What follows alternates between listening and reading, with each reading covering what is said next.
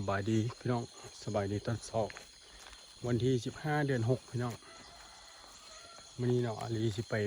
ลองต่อไก่เบิ่งพี่น้องดนแล้วบ่ได้ไปเอาบักตีปีกสนานโลกไปลองเบิ่งกันพี่น้อง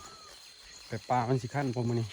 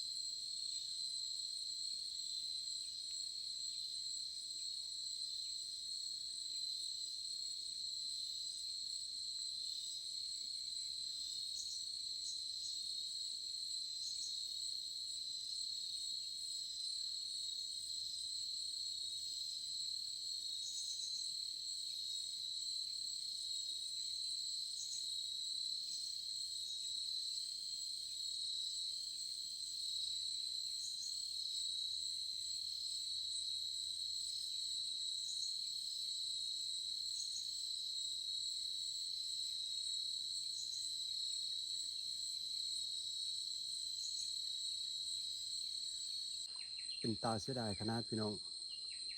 โดนเดี๋ยวออกมาต่อไก่เท่านึงอันนี้เป็นครั้งแรกของ3 เดือนที่อาลีบ่ได้มาต่อไก่เอาบักตีปิกขนาดโลกมาคือเก่าพี่น้องบ่ฮอด10 นาทีไก่แม่มาทางล่างพี่น้องอาลีนั่งโคตรแป้นเลยเดี๋ยวอาลีจะให้เบิ่งเว้ามาแล้วเป็นตาเสียดายขนาดอาลีนั่งอยู่นี่พี่น้องลีพุ่มไม้น้อยๆบนนี้ไก่ป่ามาบนนี้อ้ายออกมานี่ไก่แม่เนาะนุความมอนี่บ่ฮอด3 เมตรแล้วเลียนลงมันลุ่มนี่เลียนลงมานี่มาอยู่บนนี้อาลีเบิ่งบ่เห็นก้อยอยู่นี่4 เทื่อพี่น้องเสียดายขนาดบักอันนี้ต้นเซอร์บักอันนี้เห็นเราต้นเซอร์บัดสุดท้ายกายรอบที่4แล้วมันขมิดเลยน่าจะลงไปพุ่นแล้ว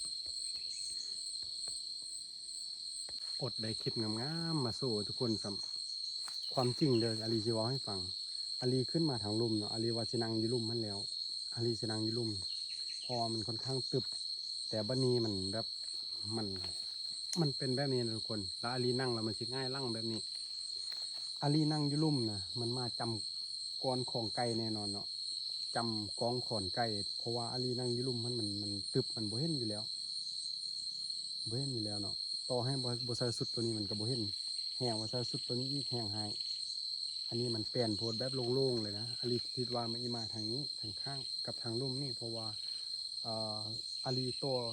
แต่ละเทื่ออาลีโตอยู่ลุ่มพุ่นอาลีโตใดเนาะโตใดอยู่ลุ่มพุ่นอาลีกะว่ามันอยู่แถวลุ่มพุ่นขึ้นมาอาลีก็เลยย้ายมานั่งทางนี้